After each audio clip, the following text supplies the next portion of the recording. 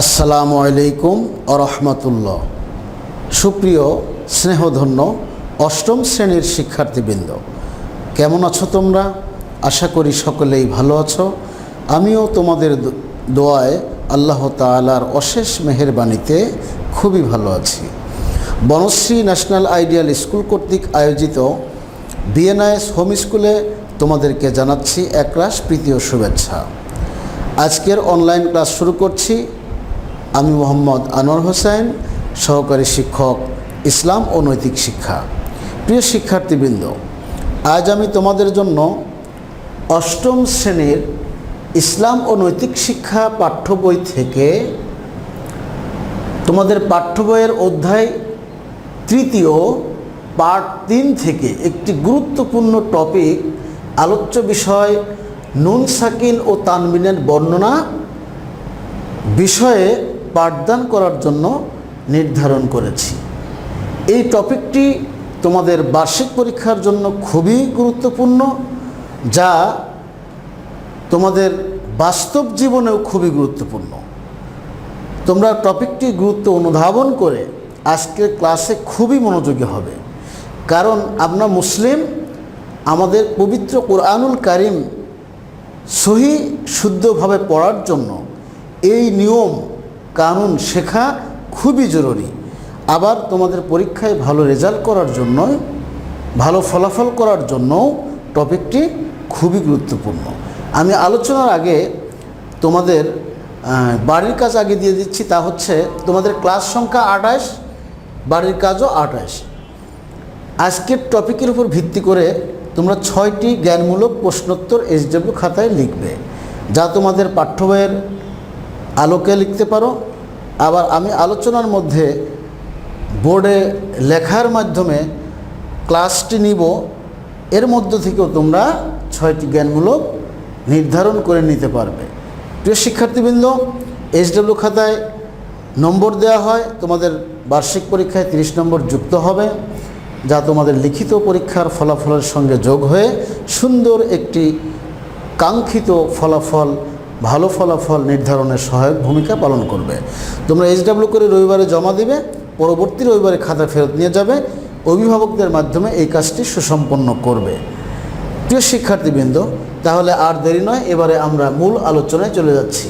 আলোচনার বিষয় নুন সাকিন ও তানবিনের বর্ণনা। প্রিয় শিক্ষার্থীবৃন্দ, পবিত্র কোরআনুল কারিমকে সহি এবং শুদ্ধ করে পড়তে হলে আমাদেরকে অবশ্যই তাজবিদের জ্ঞান সম্পর্কে ধারণা রাখতে হবে। আর তাজবিদ হচ্ছে কোরআন শরীফ তথা আরবি ভাষাকে শুদ্ধ করে পড়ার নিয়মকানুন। এই নিয়মকানুনের মধ্যে অন্যতম একটি নিয়ম, তা হচ্ছে নুন সাকিন ও তানবিন। এটা যদি আমরা জানতে পারি, তাহলে কোরআন শরীফ তেলাওয়াত শুদ্ধ হবে এবং শ্রুতিমধুর হবে।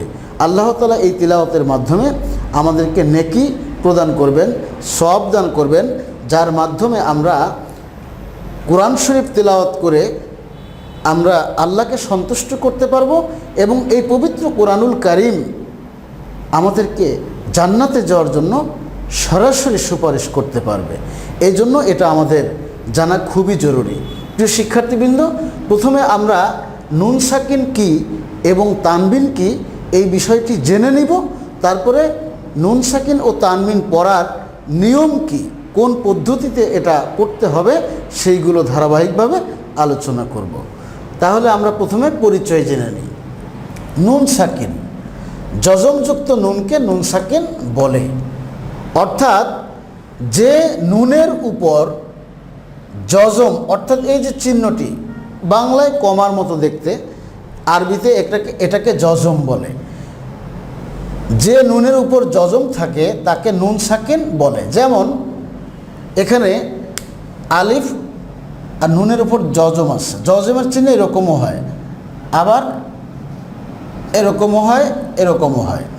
তাহলে আলিফ নুন জবর আন, আলিফ নুন জের ইন, আলিফ নুন পেশ উন। অর্থাৎ নুনের উপর যজম আসছে, এটা পূর্বের হরফের সঙ্গে মিলিয়ে পড়তে হচ্ছে, এটা নুন সাকিন।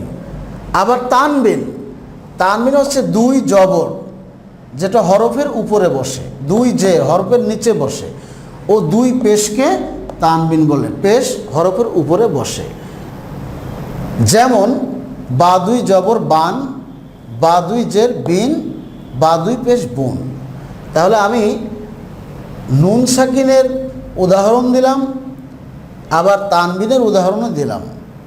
তোমরা অবশ্যই নুন সাকিন এবং তানবিনের পরিচয় জানতে পারলে। কিন্তু আরবি বিশেষ করে নুন সাকিন ও তানবিন যে পড়ার নিয়ম সে সম্পর্কে আমরা এখন আলোচনা করব। তোমরা খেয়াল করো, নুন সাকিন ও তানবিন একই নিয়মে পড়তে হয়, অর্থাৎ নুন সাকিন পড়তেও যে নিয়ম, আবার তানবিন পড়তে ওই একই নিয়ম অনুযায়ী পড়া লাগে। প্রিয় শিক্ষার্থীবৃন্দ, তাহলে নুন সাকিন ও তানবিনের নিয়ম চারটি। কয়টি? চারটি। চার নিয়মে নুনের সাকিন বা নুন সাকিন আর তানবিনের হরফগুলো পড়তে হয়। এই নিয়মগুলো আমি তোমাদেরকে এখন ধারাবাহিকভাবে শেখাবো। তাহলে নিয়ম চারটি কি? 1 ইদগাম, 2 ইকফা, 3 ইজহার, 4 ইকলাব। তাহলে এই নুন সাকিন ও তানবিন এই চারটি নিয়ম এর মধ্যে সীমাবদ্ধ। এই নিয়মগুলো ফলো করে নুন সাকিন ও তানবিনকে যদি পড়া হয় তাহলে শুদ্ধ হবে। আমাদের তাহলে এই চারটি নিয়ম জানা দরকার। তোমরা খেয়াল করো। প্রথমে 1 ইদগাম।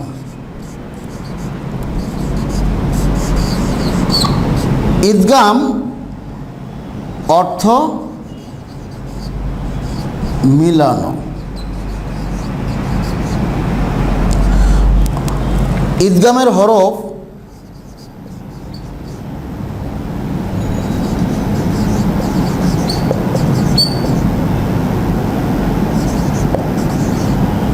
ইদগামের হরফ হচ্ছে 6টি। কয়টি? যথা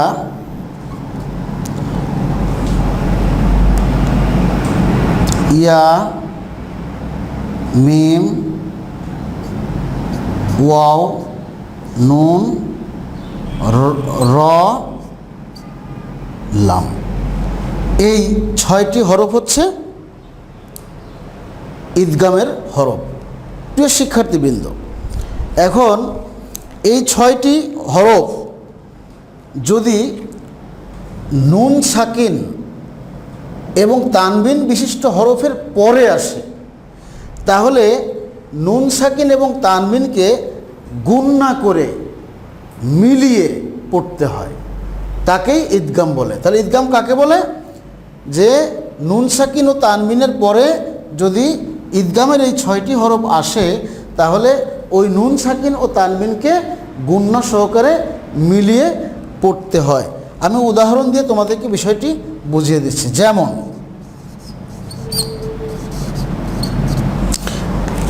এখানে একটি উদাহরণ আমি দিয়ে দিচ্ছি, তোমরা খেয়াল করো।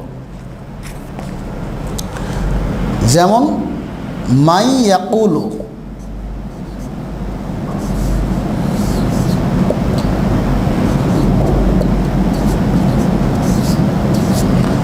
তোমরা খেয়াল করো, এটা হচ্ছে নুন সাকিন। নুন সাকিনের পরে কিন্তু ইয়া অক্ষর আসছে। কোন অক্ষর আসছে? ইয়া। এই যে 6টি অক্ষর, ইয়া, মিম, ওয়াও, নুন, র, লাম, এই 6টির মধ্যে যে কোনো একটি অক্ষর আসলেই মিলিয়ে পড়তে হবে। তাহলে নুন সাকিনের পরে ইয়া আসলে তাহলে পড়তে হবে কীভাবে? মাইয়াকুল। এখানে আমি গুণনা করেছি নুনের পরে মিলিয়ে, মাইয়াকুল। এইভাবে করে গুণনা করে মিলিয়ে পড়তে হয়। প্রিয় শিক্ষার্থীবৃন্দ, এরপরে তানবিন দিয়েও আমি একটি উদাহরণ দিতে পারি। যেমন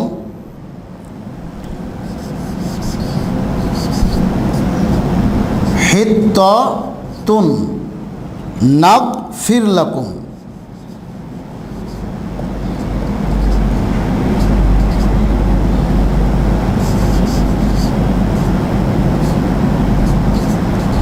হিত্তাতুন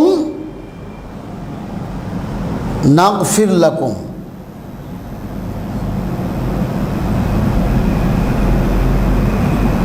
তোমরা খেয়াল করো, এখানে এখানে তা আসছে, তায়ের উপরে কি আছে? তানবিন আছে। আর এরপরে কি অক্ষর আসছে? নুন অক্ষর আসছে। তোমরা দেখো নুনটা ইদগামের হরফ, তাহলে তানবিন আসলেও এটা মিলিয়ে পড়তে হবে, আবার নুন সাকিন আসলেও মিলিয়ে পড়তে হয়। তাহলে এখানে কি হবে? হিত্তাতুন নাগফির লাকুম, তুন এখানে গুণনা করা হয়েছে, মিলিয়ে পড়া হয়েছে। বিষয়টি তোমরা বুঝতে পেরেছ। ঈদগাম আবার দুই প্রকার, ঈদগামে বা গুণনা, ঈদগামে বেলা গুণনা। অর্থাৎ ঈদগামে এই দুইটি উদাহরণ হচ্ছে কিসের? ঈদগামে বা গুণনা।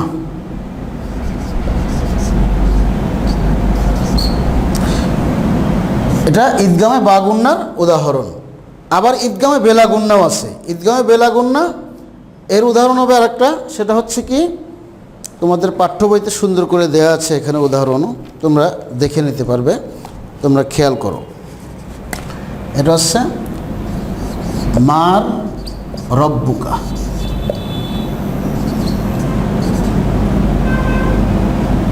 মার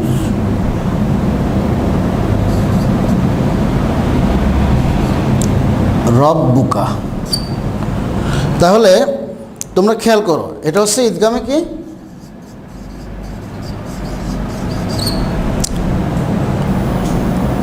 বেলা গুণনা।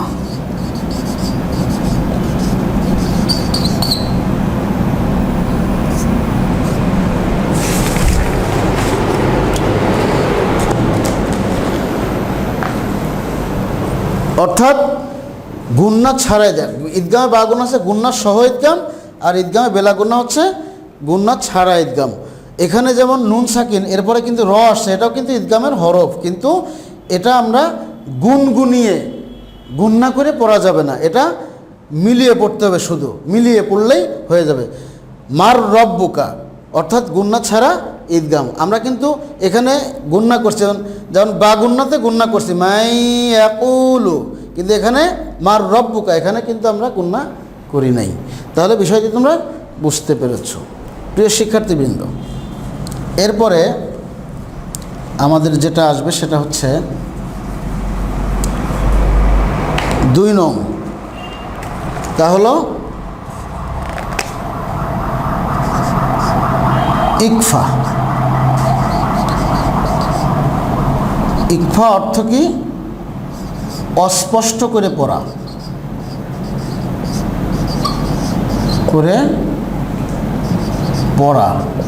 বা গোপন করা।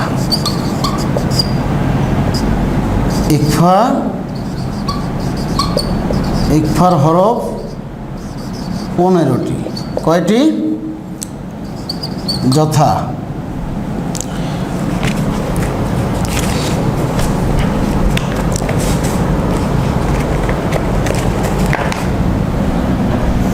তা, সা, তারপরে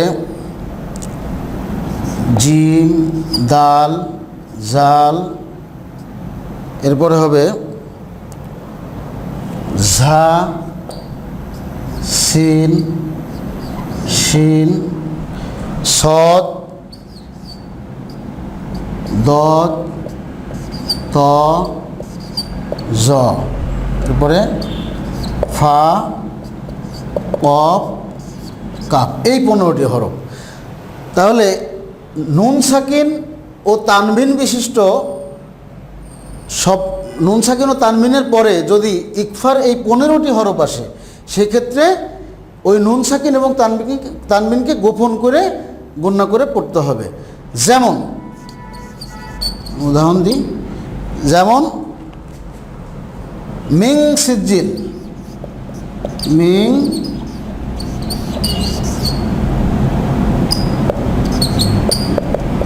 সিজ্জিলেন।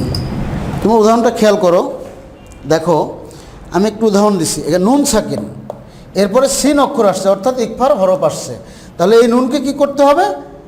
গোপন করে গুণনা করতে হবে। যেমন মিং সিজ্জিল, মিং নুনকে গোপন করছি, গুণনা করছি, এইভাবে পড়তে হবে আমাদের।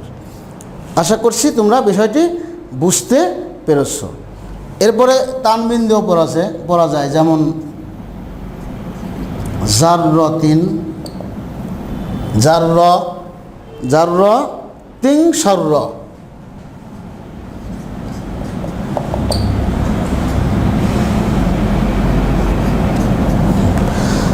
যা এখানে তানবিন আসছে, তায়ের নিচে তানবিন, তানবিনের পরে কি আসছে? শিন। এই শিনটা কিসের হবে? ইকফার, তাহলে গোপন করতে হবে। জাররাতিং সারর, অর্থাৎ এখানে আমি তানবিনকে গোপন করেছি, এভাবে করে পড়তে হয়। প্রিয় শিক্ষার্থীবৃন্দ, তাহলে তোমরা বুঝতে পেরেছ। এরপরে আমরা আলোচনা করব, সেটা হচ্ছে কি, এটা হচ্ছে 3 নম্বর ইজহার। ইজহার অর্থ কি হবে? স্পষ্ট করা, স্পষ্ট করে পড়া। ইজহারের হরফ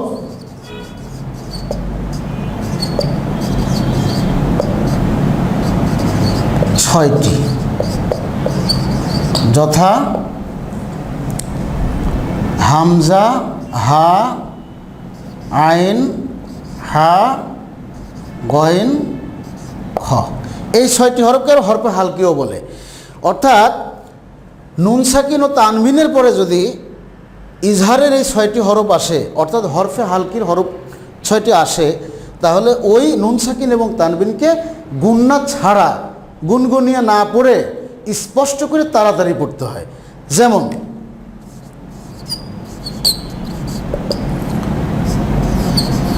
আন আমতা, আন আমতা, তোমরা খেয়াল করো যে নুন সাকিনের পরে আইন আসছে। কি আসছে? আইন। তাহলে আইন কিসের হরফ? ইজহারে হরফ। তাহলে আইন আসার কারণে এখন নুনটাকে কিন্তু গোপন করা যাবে না। আমরা ইকফাই গোপন করেছিলাম, এখন নুনকে স্পষ্ট করতে হবে, আবার তাড়াতাড়িও করতে হবে। যেমন আন আমতা, নুনের নয়ের উচ্চারণ স্পষ্ট হবে, আন আমতা। আবার তানবিনের ক্ষেত্রেও ওই একই নিয়ম আমাদেরকে কি করতে হবে? ফলো করতে হবে। সেটা তানবিনের উদাহরণও আছে আমাদের, যেমন আজিজুন, আজিজুন আলাইহি, আলাইহি। তোমরা খেয়াল করো, ঝায়ের উপরে তানবিন আসছে, এরপরে আইন আসছে ইজহারে হরফ, অর্থাৎ তানবিনকে স্পষ্ট করতে হবে, আজিজুন আলাইহি, এবং তাড়াতাড়ি পড়তে হবে, গুণনা ছাড়া। আশা করছি তোমরা ইজহারের প্রয়োগটা বুঝতে পেরেছ। প্রিয় শিক্ষার্থীবৃন্দ, এরপরে 4,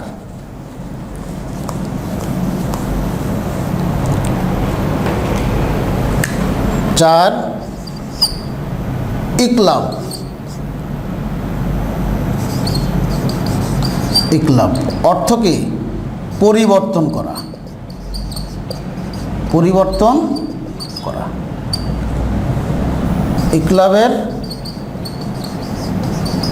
হরফ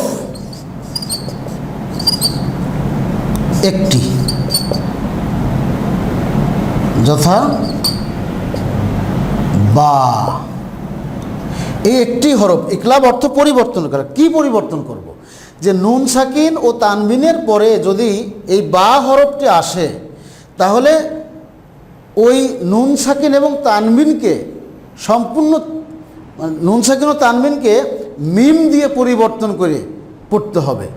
অর্থাৎ নুন সাকিন ও তানবিনের নুন, মানে নুন সাকিনের নুন এবং তানবিনকে আমরা কি করব? মিম দ্বারা পরিবর্তন করে গুণনা করে পড়ব, তাহলে আমাদের ইকলাবের নিয়ম ফলো করা হবে। যেমন তোমার খেয়াল, মিন, এখানে নুন সাকিন, এরপরে যদি বা দি লাগাই, বা দি, অর্থাৎ তোমরা খেয়াল করো, নুন সাকিনের পরে বা আসছে। বা কিসের হরফ? ইকলাবের হরফ। ইকলাবের হরফ হচ্ছে বা। তাহলে এখন এই নুনকে মিম দ্বারা পরিবর্তন করে গুনগুন করে এখানে পড়তে হবে, আর একটা মিম দিয়ে পরিবর্তন করতে। তাহলে মিম বা দি, আশা করছি তোমরা বিষয়টি বুঝতে পেরেছ। আবার তানবিন দিয়ে উদাহরণ দেওয়া যায় আর একটা, যেমন সামি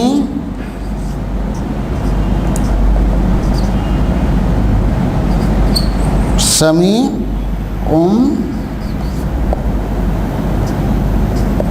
বাসিরুন। এখানে খেয়াল করো যে তানমিন আসছে, এরপরে বা অক্ষর আসছে, তাহলে এখানে মিম দিয়ে ছোট্ট একটা মিম দিয়ে পরিবর্তন করে পড়বো। সামিউম বাসির। আশা করছি তোমরা বিষয়টি বুঝতে পারছো। তাহলে নুন সাকিন ও তানবিন পড়ার নিয়ম হচ্ছে চারটি: ঈদগাম, ইকফা, ইজহার, ইকলাব, যা আমি বাস্তব প্রয়োগের মাধ্যমে তোমাদেরকে বুঝিয়ে দিলাম। প্রিয় শিক্ষার্থীবৃন্দ, টপিকটি যদিও একটু কঠিন, তবুও তোমাদের বাস্তব জীবনে এটার অবশ্যই লাগবে, আর পরীক্ষার জন্য গুরুত্বপূর্ণ একটি টপিক, যা তোমরা অবশ্যই আজকের এই ক্লাস থেকে অনুধাবন করতে পেরেছো।